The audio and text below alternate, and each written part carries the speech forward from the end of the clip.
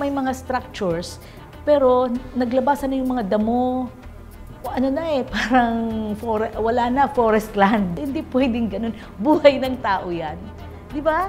Buhay ng tao yan. Bahay ng mga nasalanta. Mabagal ang pagkakatrabaho lang nung developer natin doon. Kaya medyo mabagal din yung completion ng project.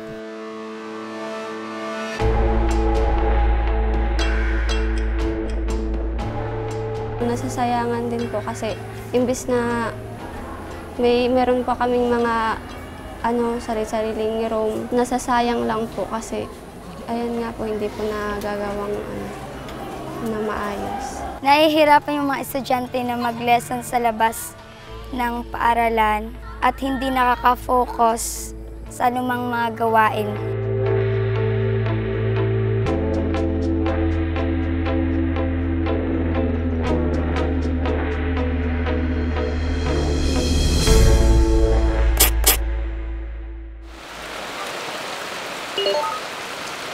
Natatakot ako baka lalo na't pag masamang panahon, wala kaming lilipatan. Natakot din po kami, baka ulit na naman yung bagyo, kung saan na naman kami pupunta.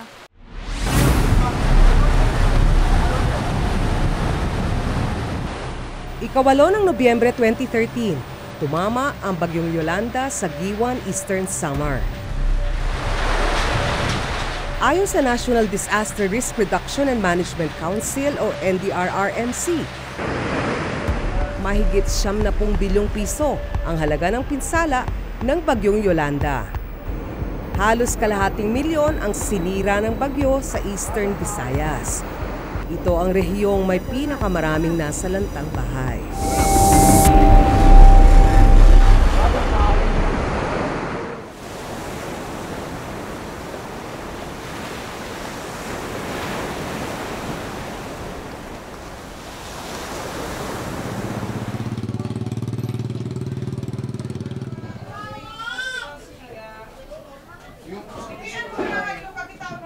Nawalan ng tirahan noon ang pamilya ni Tatay Luciano at Nanay Esther.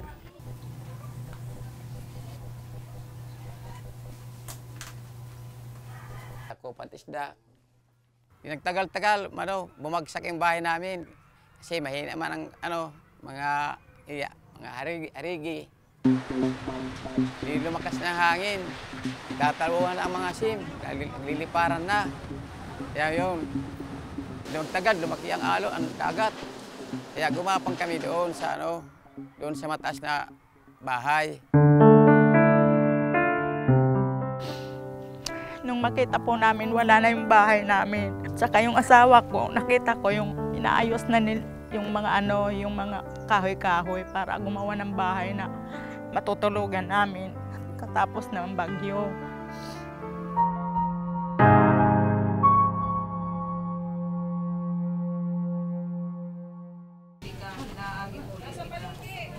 Dekada 80 ng manirahan sa Barangay Poblasyon, Ward 7 sa Giwan, Eastern Samar sina Tatay Luciano at Nanay Esther. Ilang metro lang ang layo nila sa dagat. Nasa no-build zone ang bahay ng mag-asawa. Ibig sabihin, hindi ligtas manirahan dito. Wala naman daw ibang malilipatan ang pamilya. Kung di kami nakaakyat doon sa mataas na bahay, wala. Kasi laki-laki ng dagat eh. Kasi ang bahay namin, sira na. Wala na kami matiraan. Kami, asa kami lilipat, wala pa bang kami pabahay. Diyan lang muna kami magtsatsaga. Napalilibutan ng dagat ang bayan ng Giwan. Hirap daw ang mga lokal na opisyal na paalisin ang mga nakatira malapit sa dagat. How can we afford to relocate all the people? Kahit bahay namin, ng yung ancestral house namin, nasa tabing dagat, halos lahat. Pag relocate yan, pag nag-easement yan, pupunta na kami, kahit kalsada, hindi na kami Pag lumipat kami dito, dagat din. There is no vacant area. There is no mountain wala kaming bukid. We are surrounded by water. We are more water than land.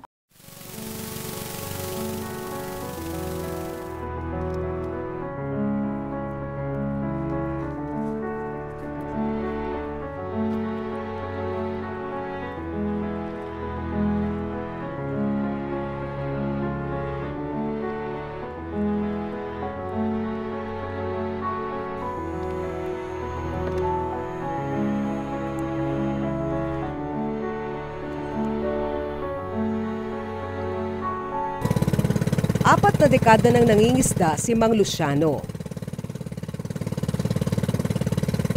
Halos 1 oras ang biyahe.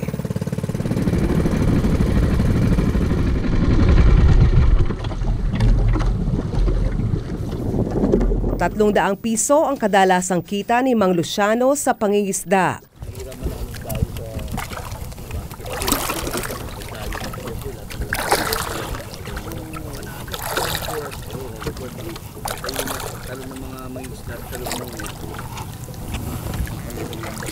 Pero kung matumal ang huli, minsan wala raw siyang naiuwi sa pamilya.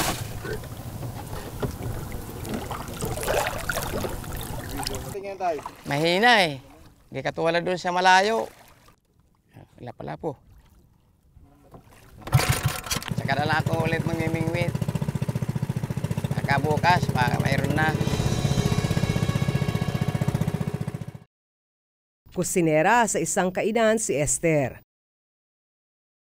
₱400 kada araw ang kita niya rito. 11 silang nakatira sa maliit na espasyong ito na gawa sa pinagtagpi-tagping yero at kahoy.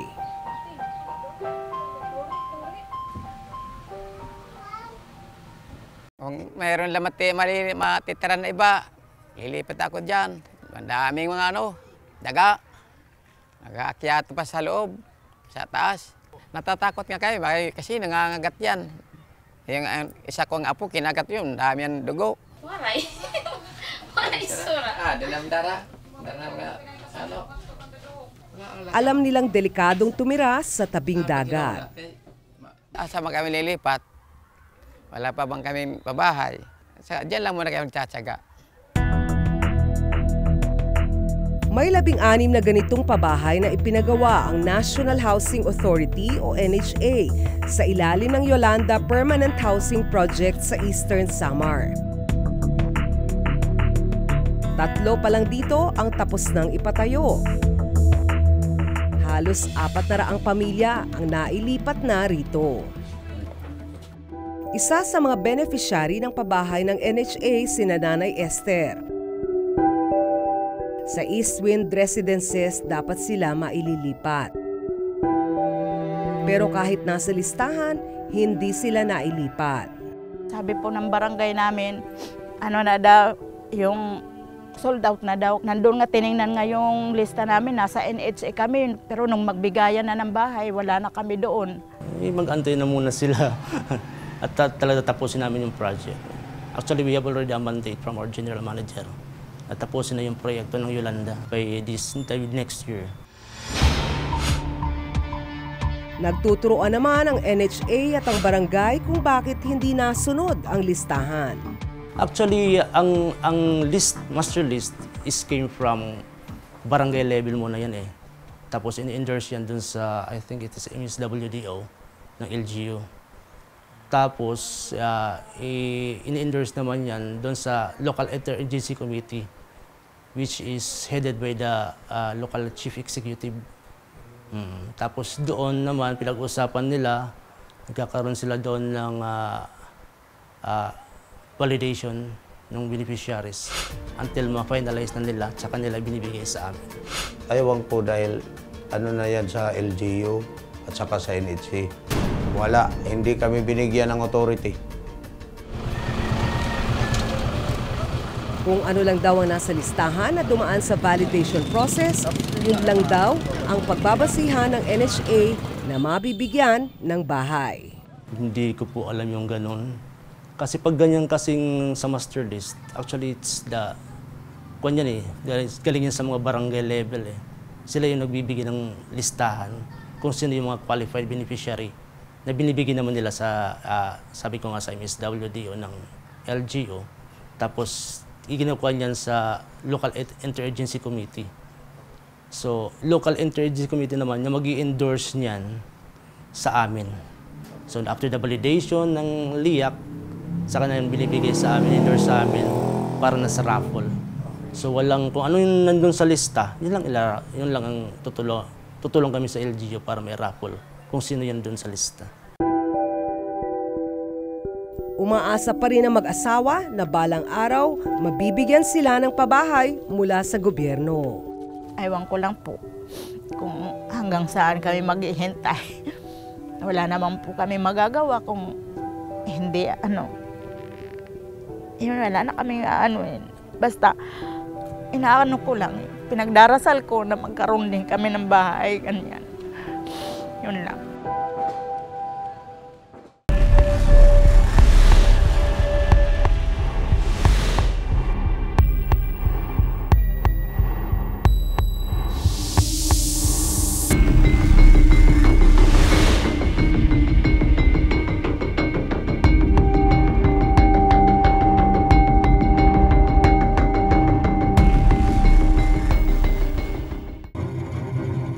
Bahagi ito ng Yolanda Permanent Housing Project ng National Housing Authority. 570 pamilya na biktima ng bagyong Yolanda ang dapat sanay makikinabang dito. 2015 sinimula ng proyekto na tinawag na St. Genevieve Site 1 at Site 2 sa Barangay Sapao, Giwan, Eastern Samar. Ayon sa orihinal na kontrata, 2015 din ito dapat natapos. 4 na taon nang tapos ang deadline. Yung Site 1 will be completed dapat on December 18, 2015. Well, yung Site 2 naman supposedly is December 7, 2015. Pero nagkaroon ito ng maraming time extension na na-extend yung project nila. Mahigit 170 milyong piso ang pondo para sa proyekto. Halos 200,000 piso ang halaga kada bahay. 28.4 square meters ang floor area at 40 square meters naman ang lot area ng bawat bahay. Sa target na 570 unit, 213 pa lang ang nasimulang gawin. 2015, naglabas ng Certificate of Technical Discrepancy ang Department of Environment and Natural Resources o DENR dahil sa problema sa sukat ng lupa. Hindi kasi nagtugma ang unang graphical survey ng DENR at ang isinagawang numerical survey ng kontraktor ng proyekto. Kasi yung hawak ng developer na title, ang kunon ay sa old numerical survey, which is naka-plot lang yung lot, yung property, saka yung boundaries niya. At yung sa DENR naman, meron siyang technical description ng property, kaya medyo accurate yung property line niya.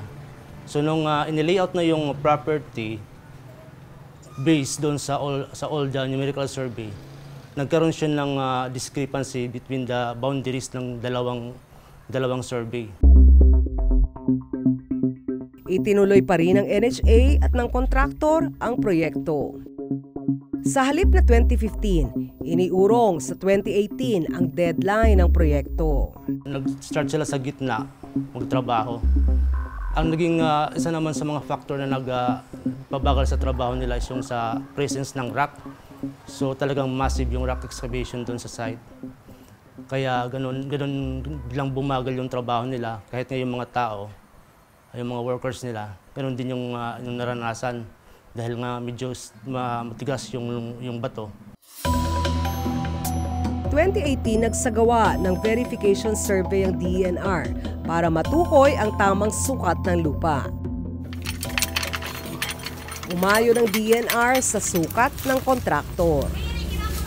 We found out and in fact inilagay namin yan sa report namin doon sa regional office. Nung relocation survey na conducted ng Masolot Construction is within the within acceptable sa survey standards. So, ang recommendation namin is favorable na go sila doon sa in-establish nilang boundary. Pero ayon sa NHA, bumagal ang trabaho ng kontraktor noong 2018 at sa huli ay iniwan na lang ang proyekto. Actually, yung developer niya, kasi they have a contract with us, tapos hindi nila natapos yung project, hindi nila na-deliver dapat yung ilang units dapat na i-deliver nila para sa amin at para rin sa mga beneficiary. Masulot construction ng kontraktor ng St. Genevieve Site 1 at Site 2 Housing Project. AAA ang lisensya ng Masulot sa Philippine Contractors Accreditation Board o PICAB. Ibig sabihin, maaari itong tumanggap ng kontrata na may halagang 225 million pesos pataas. Nakausap namin ang representative ng Masulot Construction pero tumanggi siyang magbigay ng panayam. Pinuntahan din namin ang address ng Masulot sa Quezon City pero ayon sa opisina ng subdivision, walang Masulot Construction doon. Sinuri ng eksperto ang pabahay. Yung material na ginagamit sa hollow blocks, mga lang, fine aggregates. Kung matitingnan natin, ito. Di ba? Madali siyang madurog. Oh. Diyan pa lang, para masasabi natin na bagsak talaga siya sa quality.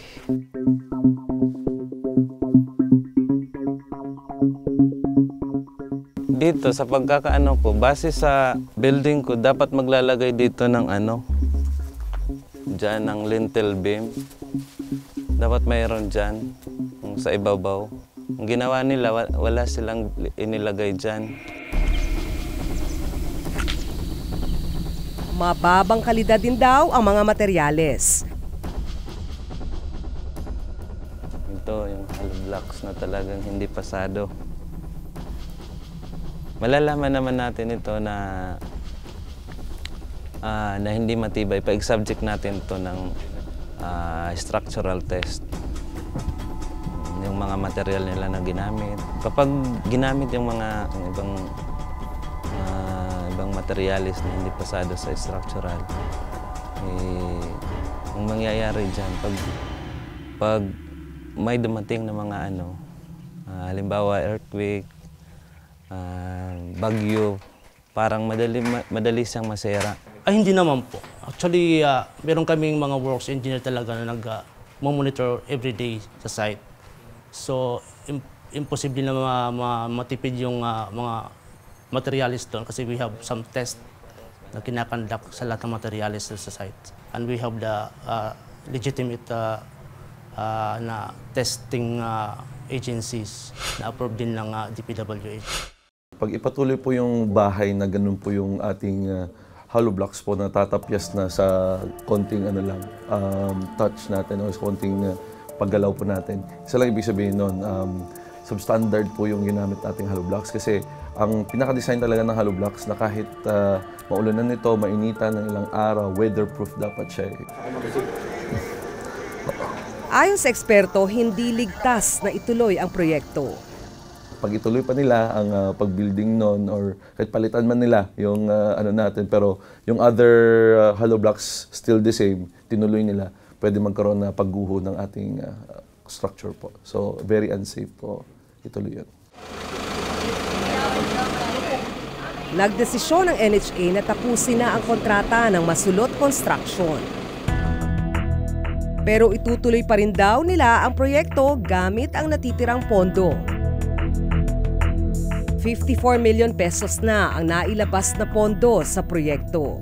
Kasi ngayon, 2015 pa kasi na-bid yung contract na yan. So, meron tayong kasi mga price escalation ngayon. So, probably bababa ng number of units. We've done that pre-bidding doon sa mga tayag projects. So, ano yung natitirang budget doon, yun na lang ang pinagkakasya para sa project. Dismayado naman ang mga dapat sanay nakikinabang sa pabahay. Naiinis din po ako kasi dapat inayos na nila ito para tirahan ng mga nangangailangan. May budget naman kasi, bakit hindi nila pinapagpatuloy? Masasabi ko po kasi, yung parang yung humahawak ng magpaayos nito, parang hindi gusto nila na buhos yung yung pera dito sa pagpaayos. Ewan ko kung saan nila ilalagay. Dapat naman kasi budget naman yun sa pag-ayos, dapat inayos nila dito sa pabahay na to. Umaasa pa rin ang mga biktima ng Yolanda na matatapos na ang pabahay. Kumbaga, mawawalan ang takot namin, makakatulog kami ng mahimbing at mayroon kaming mapupuntahan. Ang ano lang naman namin dapat, kasi ang kabuhayan namin dagat. Ipapaano naman din kung sakaling hindi kami dito na, kahit kaunting pabahay lang. Siyempre, pag magkabahay, hindi naman kayo pinapayagan mag-ayos ng bahay dyan. Malaki yun, siyempre, may tutuluyan. Malaking bagay sa akin yun. Maganda ng pakiramdam ko kasi safety na kami, magiging safety na. Nasalanta na nga na unsyami pa ang pangarap na magkaroon ng kahit maliit na tirahang malilipatan. Pero ito ang patuloy na kwento ng buhay ng ilang mga patuloy na biktima ng Bagyong Yolanda.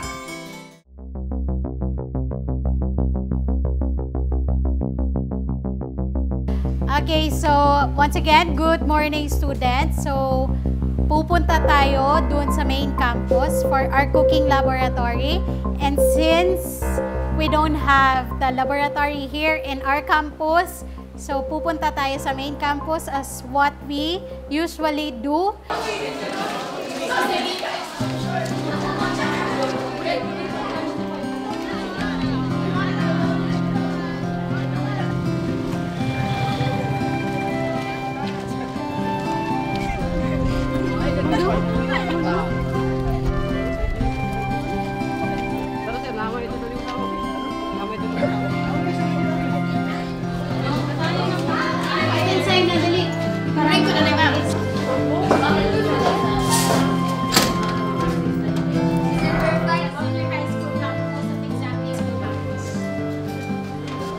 Dalawang beses sa isang linggo ang cooking class ng mga estudyante. But it doesn't mean that you will not report that at exactly 1 o'clock. Sa main campus sila kumukuha ng gamit, saka babalik sa annex campus. Pagka-afternoon, kung afternoon ang schedule ng mga estudyante na magkaroon ng cooking laboratories or computer laboratory, ang iba hindi na pumapasok. So dahil syempre napapagod, hassle to para sa kanila na magpabalik-balik. Nandito tayo para mag-prepare ng inyong, anong ipiprepare ninyo? Canapes, appetizer. So before we will Isa ang grade 12 student na si Evelyn sa apektado ng kakulangan ng classroom sa kanilang lugar. Kumukuha siya ng home economics. Ganun po lagi. Pag pumupunta kami sa kabilang school po namin, inaalalayan niyo po ako. Mahirap nga po kasi pag syempre ang layo-layo, tapos maglalakad pa. Ganun po pag mainit, sinasabi na lang ako ni mama na wag na lang daw pumasok. Walang cooking laboratory sa annex campus, kaya sa quadrangle, nagkaklase sina Evelyn. Apektado ang pag-aaral ng mga estudyante dahil sa kakulangan ng silid-aralan.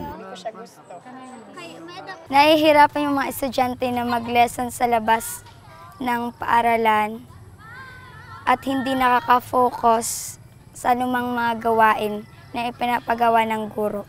Napakahirap po kasi minsan maulan tapos biglang iinit. So may tendency na magkasakit kami na po mga estudyante. Iba po yung makukuha nilang experience at the same time yung learning ng mga estudyante kung meron silang talagang formal facility. 5 dekada na ang San Isidro National High School. Mahigit 1,000 ang estudyante rito. Problema ng eskwelahan ang silid-aralan. May 15 silid-aralan sa main campus, para sa mahigit 600 estudyante mula grade 7 hanggang grade 9. Mahigit 500 estudyante naman mula grade 10 hanggang grade 12 ang naghahati sa 10 silid-aralan sa Annex Campus. 35 estudyante sa bawat isang guro ang standard student-teacher ratio ng DepEd. Hindi naman. Pero sa San Isidro National High School, 40 hanggang 50 estudyante ang hawak ng isang guro. Yung nag-adjust yung teacher. Yung nag-adjust paano ma-deliver yung gusto niyang connection with the students. Pag marami talaga, kailangan you really have to use something para marinig ka. So may mga lapel dito ginagamit. Otherwise, yung nakakarinig lang sa'yo, yung sa harapan mo. Kasi congested na nga sila. Dahil kulang sa classroom, pinagsama sa iisang kwarto ang mga estudyante ng Home Economics at ng Information and Communication Technology. Kailangan din po namin mag-adjust sa isa't isa kasi hindi naman po kami pares-parehas ng strand. Tsaka nasanay na rin po kami dati. So napaka-crowded po, mainit, napakahirap po kasi hindi lang sa part ng teacher, syempre ganun din naman sa student. Kasi yung teacher syempre gusto mag-provide ng kumbaga pa total learning sa mga bata. Okay, let's move on to the... Humihiling ang mga estudyante na sana ay madagdagan na ang kanilang classroom. Gusto ko po na sana mapatayuan na kami ng maraming classroom tsaka kumpletong mga tools and equipment sa namin po sa lab kasi isa rin po yung sa problema namin na kulang po talaga kami sa materials. 2017 ang pondohan ng DepEd ang 2 gusaling ito para sa San Isidro National High School. Para sana ito sa laboratory classes ng senior high school at dagdag na kwarto. Yearly increasing yung population ng mga estudyante namin, so mas maigi kung may dagdag din na classrooms para sa accommodate yung dagdag na mga estudyante.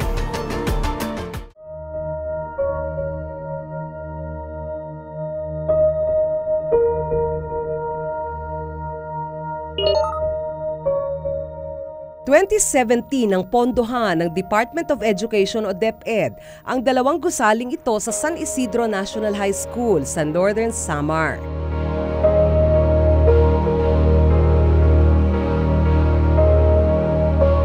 Dalawang palapag na may tig-6 na silid-aralan dapat ito. Mahigit 27 milyong piso ang halaga nito.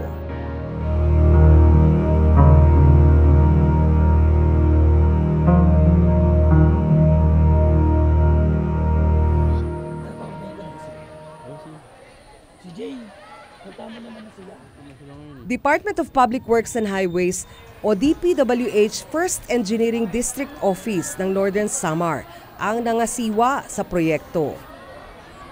Nanalo sa bidding ang Ubas Construction at Hensha Philippines Incorporated. Ayon sa DPWH First DEO ng Northern Samar, ay joint venture ang 2 kontratista. Mayo 2017, sinimulan ang proyekto. Tapos dapat ito noong Marso 2018. Pero makalipas ang halos 2 taon, mga haliging bakal pa lang ang naitatayo rito. 10% pa lang daw ang proyekto nang tumigil ang kontraktor. Hindi raw kasi sapat ang laki ng lupa para sa proyekto.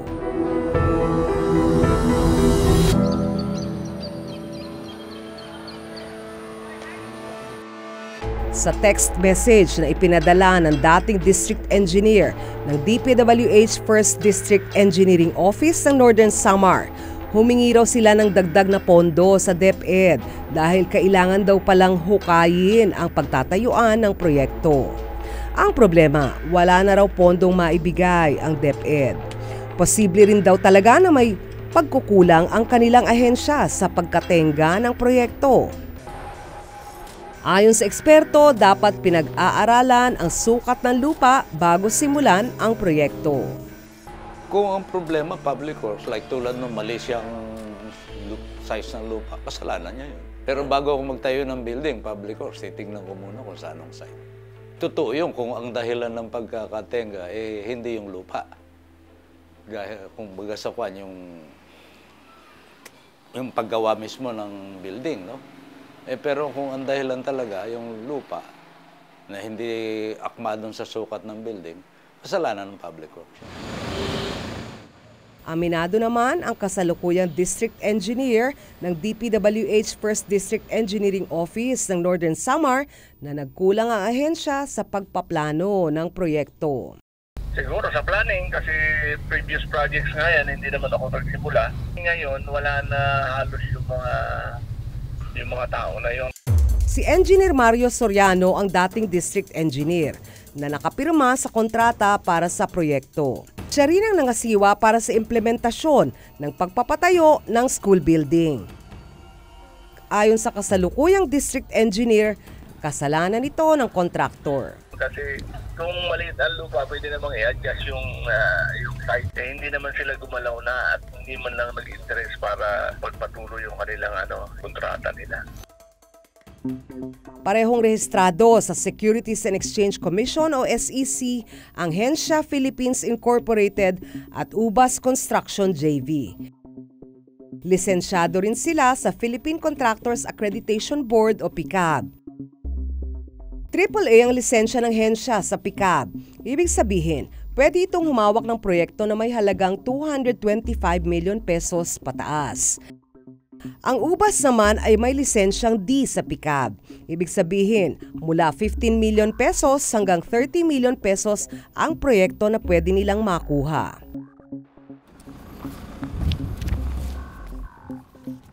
Itinanggi naman ng Ubas Construction na pinabayaan nila ang proyekto. Hulyo 2018, sumulat daw sila sa DepEd at DPWH 1st District Engineering Office ng Northern Samar tungkol sa nakitang problema sa lupa. Nag-request din sila na baguhin ang kontrata. Ayon sa Ubas Construction, hiniling nila na mula sa 12 silid-aralan ay gawin itong 6. Tumanggi raw ang DepEd na ripasuhin ang naunang kontrata dahilan para matigil ang proyekto. Kasi hindi pwede na naka-design daw yan. Kailangan daw design po na kung pwede putulin na lang namin para makabit lang. Maka-umpisa kami. Nag-umpisa na kami. Ayaw talaga nila. 2 linggo kaming humingi ng panayam, written statement o phone patch interview sa DepEd pero hindi sila sumasagot. Ayon sa DPWH 1st District Engineering Office ng Northern Samar, mahigit 4 na milyong piso na ang naibayad sa 2 kontratista. Ang advance payment talagang ini-issue sa contractor yun. Pag yung kontrata is approved na. Pero ayon sa Ubas Construction, wala silang nakuhang down payment para sa proyekto. Hindi mo na nahawakan.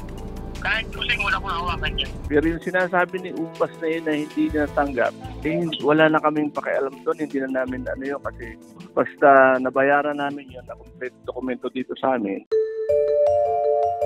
Ayon sa eksperto, responsibilidad ng DPWH at hindi ng kontraktor na pag-aralan ang plano bago simulan ang bidding. Ang kapabayaan dyan yung Public Works kasi siya ang nagplano at nagbigay ng kontrata. Bago niya i-bid out na tinatawag na yan, alam na niya, tinignan niya yung site. Yung kontraktor, kung anong binigay ng Public Works, yun ang gagawin niya. Nung ginagawa niya at sinukat, lumabas na iba yung sukat ng daan ng lupa. Hindi kasalanan ng kontraktor yun. Sa ngayon, terminated na ang kontrata sa paggawa ng 2 gusali sa San Isidro National High School. Ipagpapatuloy naman daw ng DPWH ang proyekto gamit ang natitirang pondo na hawak pa rin ng DPWH 1st District Engineering Office ng Northern Samar. Nagkakandak na kami ng inventory together with the representative from COA. Ayun, paglabas ng result ng inventory nun, saka namin na-actionan yun. Nagtuturoan naman ang dalawang kontratista sa kung sino ang nagpabaya sa proyekto. Ayon sa Ubas Construction JV, ginamit lang daw ng Hensha Philippines Incorporated ang kanilang lisensya. Ang pag-alam ko siya ang gumagamit. Hiniram yung lisensya ko. Siyempre, hindi naman pwede nga hindi ko pairam eh. Hindi ako taktong eh, bigayan lang eh. Sa written statement naman na ipinadala ng Hensha, wala raw silang alam sa proyekto. May mga kontratista raw na iligal na gumagamit ng kanilang lisensya. Iimbestigahan naman daw ng Hensha ang insidenteng ito. Pumipirma raw sa isang joint venture agreement ang dalawang kontratista bago makasali sa isang bidding. Madalas daw itong palusot ng mga kontratista kapag nagkakaproblema. Hindi ma-approve ang joint venture nila pag hindi aware sila. Talaga, kasi magpipirmahan sila. Kung magka-problema na, tinatanggi na nila. Blacklisted naman ang Ubas Construction JV mula sa anumang proyekto ng gobyerno simula Mayo 2019 hanggang Mayo 2020. Inabando na raw kasi nito ang rehabilitasyon ng District Hospital sa San Antonio, Northern Samar.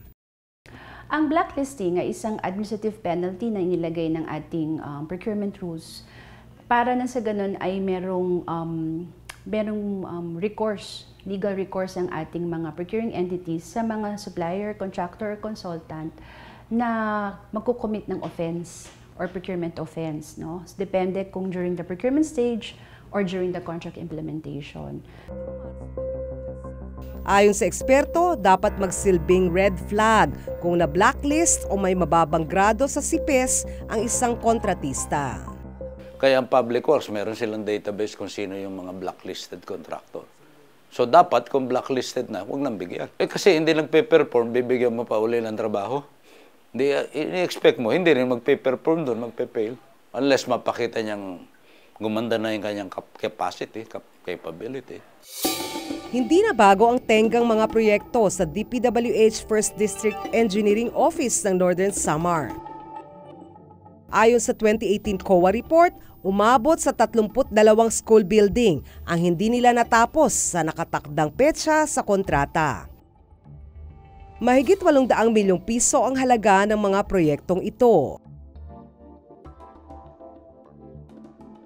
Hindi naman tenga tawag doon, didelay lang kasi may yun ang mga valid reasons yun. Saka yun ay isa-isa na lang, hindi na masyadong marami. Handa naman daw tumulong ang lokal na pamahalaan ng San Isidro para mapabilis ang pagtapos ng proyekto. Kung bigyan pansin lang yung local government sa kung paano kayo makatulong sa implementation, sa monitoring, pwede kaming pumasok dyan. Kawawa mga bata eh. Okay, thank you. So upon gathering, or let's say for example, you already gathered your ideas or datas, so you have to... Delikado raw ang nakatiwangwang na mga bakal. Hindi pa na balik yung lupa, tapos yung mga stirrups niya, yung mga taywas ng stirrup niya, delikado sa mga bata pag nahulog, baka matusok. Delikado kasi may mga butas ang Posible rin daw na hindi na magamit ang steel bars. Siguro mga 2 to 3 years pa, siguro puputok na yan. Hindi na yun magagamit kasi corroded na lahat, halos corroded na siya. Yung kinainan ng kalawang. Umaasa naman ang mga guro at estudyante na magkakaroon sila ng dagdag na classrooms.